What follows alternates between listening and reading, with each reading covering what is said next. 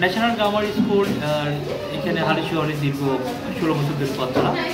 আমার সন্তান, আমার মেয়ে এখানে পড়ালেখা করে।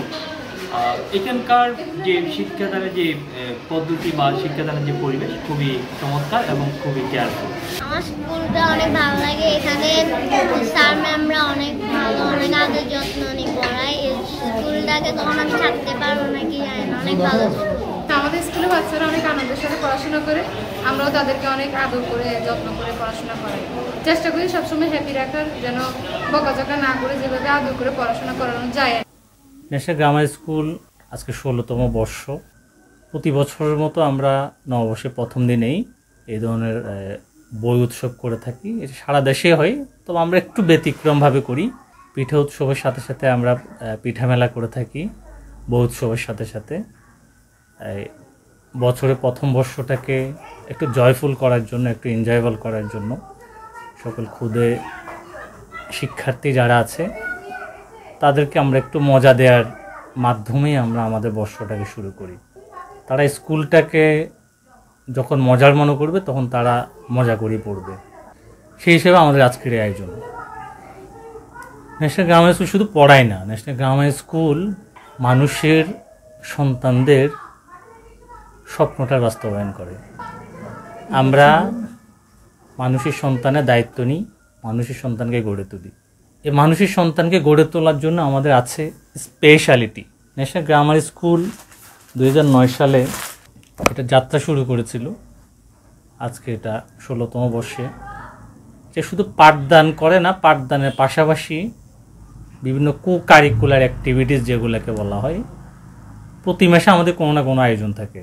এই আয়োজনের মধ্যে যেমন পিঠা উৎসব থাকে, বুক ফেস্টিভ্যাল থাকে, এরপর এই বাংলা নববর্ষ উদযাপন থাকে, ম্যাথ কম্পিটিশন থাকে, এসে কম্পিটিশন থাকে, সন্ধ্যা হাতে লেখা কম্পিটিশন থাকে, ড্রয়িং কম্পিটিশন থাকে। এই ধরনের মাল্টিপল ওয়ার্কগুলো, রিসাইটেশন থাকে। এসব কাজগুলো আমরা করি। একটাই লক্ষ্য, শিশু সন্তানরা যেন আলোকিত মানুষ হয়ে গড়ে ওঠে। তারা যেন সমাজের সবচেয়ে স্মরণীয় এবং বরণীয় মানুষ হয়। সে শুধু পড়াশোনায় শিখবে না, সে নৈতিকতা শিখবে। আমাদের ন্যাশনাল গ্রামার স্কুলে আমরা ইংরেজি পড়াই বেশি, যদিও এটা বাংলা মাধ্যম স্কুল। এটা আমরা গতানুগতিক যেসব কিন্ডারগার্টেন স্কুল আছে সেটার সাথে আমাদের কিছুটা মিললেও অনেকটাই অমিল। সে অমিলটা হচ্ছে, যেমন বাংলা ভার্সনের মধ্যে আমরা এই বুকটা পড়াই, এটা একটা বাজওয়ার্ড, এটা ইংলিশ লিটারেচার, একটা চমৎকার বই।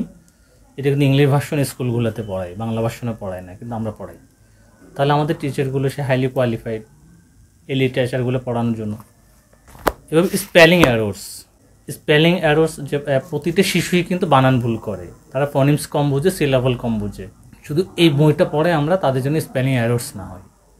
এটা ক্যামব্রিজের বই, ব্রিটিশ বই, এবং সারা ওয়ার্ল্ডের ব্রিটিশ কাউন্সিল অধিভুক্ত সব স্কুলগুলোতে পড়াই, আমরাও পড়াই। আমি আগে বলে রেখেছি আমাদের কিন্তু বাংলা মাধ্যম স্কুল, কিন্তু ইংলিশ ভার্সনের বুকগুলো আমরা ইনক্লুড করেছি। Because of that the student to build there bright career, তারা যেন ইংরেজির জগৎটাকে জয় করতে পারে, তাদের মধ্যে যেন ভীতি না থাকে, তাদের মধ্যে যেন জয় থাকে। এই জন্য স্কুলের আরেকটা গ্রামার দেখাচ্ছে। আমরা দেশীয়গুলো পড়াই, বোর্ড বই, বাংলা ভার্সনে সব বইগুলো পড়াই। সরকারি কারিকুলামে যত সিস্টেম আছে সবগুলো আমরা পালন করি। গভর্নমেন্টের যত নিয়ম আছে নিয়মগুলো আমরা পালন করি। সেই নিয়ম পালন করেই আমরা আমাদের শিক্ষার্থীদেরকে পাঠদান করাই। এর বাইরেও যেন ইংরেজিতে দক্ষ হয়, সেই দক্ষতার জন্যে আমরা যেমন এটা বাইরের গ্রামার, অক্সফোর্ড, এই গ্রামারটা আমরা পড়াই। এই যে জুনিয়র ইংলিশ, এটাও কিন্তু বাইরের গ্রামার।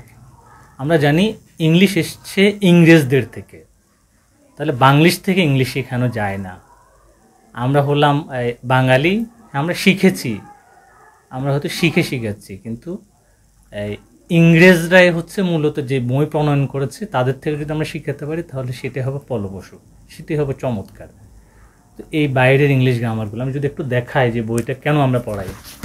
এসব বইগুলো যদি আমরা যখন পড়াবো, আমাদের সেই কোয়ালিটি টিচার, ও লেভেল করা আমাদের টিচার আছে এখানে, আমাদের ইংলিশ অনার্স মাস্টার্স আছে, খুব হাইলি কোয়ালিফাইড আমরা টিচারদেরকে রেখেছি যেন তারা এসব পাঠদান করাতে পারে। আমাদের একটাই লক্ষ্য, ওই যে ইংলিশ গ্রামারের মধ্যে তারা যেন তাদের ভয়টা যেন জয় করে ফেলে, সে ভয়টাকে জয় করার জন্য বেসিক্যালি আমরা এই কাজ করি। এই যে এখানে প্র্যাকটিসগুলো বেশি এসব বইগুলোতে, এই জন্য আমরা এগুলো বেছে নিয়েছি। কিন্তু এগুলো ইংরেজি মাধ্যম স্কুলগুলোতে পড়ায়, বাংলা মাধ্যমে পড়ায় না। আমরা কিন্তু স্বল্প মূল্যে কিন্তু মাসিক বেতন নিই, বেতন মাসিক এবং ভর্তি ফি নামমাত্র। যেখানে এই বই যেসব স্কুলগুলোতে পড়ে ইংরেজি মাধ্যম, সেখানে 50 থেকে 1 লাখ টাকা ভর্তি ফি দিয়ে এবং মাসে 5 থেকে 10,000 টাকা বেতন দিয়ে এই বইগুলো পড়ানো হয়। সেখানে আমরা একটা নামমাত্র মাসিক একটা খরচের মাধ্যমে সিম্পল একটা ইয়ার মাধ্যমে কিন্তু আমরা পাঠদান করাই। আমরা চাই সমাজে প্রতিটা মানুষের সন্তান যেন আলোকিত মানুষ হয়, তারা গড়ে ওঠে। এখন এই বইগুলো পড়াতে হলে যেমন হ্যাঁ, হয়তো অনেকে প্রশ্ন করতে পারে, আমাদের প্যারেন্টসরা অনেক সময় প্রশ্ন করে যে বইটা আপনি দিয়েছেন, তো বাসায় তো আমাকে তো এই বই পড়ানোর জন্য সেই ধরনের টিচার লাগবে। তখন আমরা তাদেরকে সেই ভয়টা দূর করি। সেটা হচ্ছে আমরা এই বইগুলো ক্লাসে শেষ করিয়ে দিই। বাসার টিচার নয়, বাসার মাকেও পড়াতে হবে না, এটা আমাদের টিচাররাই পড়ান, টিচাররা শেষ করিয়ে দেন। যেমন এই বইগুলো ক্লাস রুটিনের মধ্যে যদি আমরা পড়িয়ে শেষ করতে না পারি, সেই জন্য আমরা প্রতিদিন আমরা কি রেখেছি, 2 ঘন্টার স্পেশাল কেয়ার রেখেছি। যেমন সাপোজ যে স্টুডেন্টের ক্লাস শিফটিং পড়ে যে আপনার হচ্ছে 10টায়, তাকে আমরা 8টায় নিয়ে আসি। 8টায় নিয়ে এসে আমরা যেটা করি সেটা হচ্ছে তাকে আমরা 1 ঘন্টা ইংরেজি পড়াই, লিটারেচারটা পড়াই। প্রতিদিন আমাদের এখানে ড্রয়িং হয়, কোনো স্কুলের মধ্যে প্রতিদিন ড্রয়িং হয় না, কোনো স্কুলে প্রতিদিন আলাদা লিটারেচার পড়ায় না, কোনো স্কুলে প্রতিদিন আলাদা সন্ধ্যা হাতে প্র্যাকটিস করায় না, কিন্তু আমরা করাই। আমরা প্রতিদিন ইংলিশে এই যে বললাম যে এই বইগুলো সলভ করার জন্য প্রতিদিন আমরা স্পেশাল 2 ঘন্টা ক্লাস করাই। এবং প্রতিদিন 1 ঘন্টা আরবি ক্লাস আছে আমাদের এখানের মধ্যে। এই 1 ঘন্টা আরবি ক্লাসের মধ্যে যারা আমাদের এখানে বাচ্চারা দিবে, তাদের কিন্তু বাইরে কিন্তু আরবি পড়া লাগবে না। আমাদের এখানে একজন বড় হুজুর আছে, আমাদের ফেসবুক পেজের মধ্যে যদি আমাদের পাঠকরা দেখে তারা পাবে। একজন বড় হুজুরকে প্রতিদিন আমরা রেখেছি, তিনি প্রতিদিন এখানে কোরআন শিক্ষা দেন, যেটা আমরা মক্তব বলতে পারি। দোয়া, সূরা, কায়দা, আমপারা যে যেটাই পড়ে তাকে সেটাই পড়ানো হয়, প্রতিদিন 1 ঘন্টা পড়ানো হয়। তাহলে একজন অভিভাবক যদি বাসায় একজন আরবি শিক্ষক রাখে, অনেক টাকা তাকে পে করতে হয়। তাহলে মধ্যবিত্তের তো অনেক মানুষ আছে, তারা তো কয় জায়গায় টাকা প্রদান করবে নিজের সন্তানের জন্য। আমরা সেই কথাটা বিবেচনা করে আমরা সেটার জন্য কোনো টাকা নিই না। আমরা একজন হুজুর রেখেছি এবং হুজুর কিন্তু প্রতিদিন আরবি পড়াচ্ছেন, তাহলে সেই টাকাটাও বেঁচে গেল অভিভাবকের। এবং বাসায় যে একজন হোম টিউটর রাখবে এই বই পড়ানোর জন্য, সেটাও বেঁচে গেল। একটা এই ধরনের হোম টিউটরের জন্য অনেক টাকা পে করতে হবে, সেই হোম টিউটর লাগবে না। এটা আমরা স্পেশাল কেয়ার আমাদের শেষ করছি, সেখানে টাকা লাগছে না, শুধু মাসিক বেতন যেটা সিম্পল সেটাই দিতে হচ্ছে।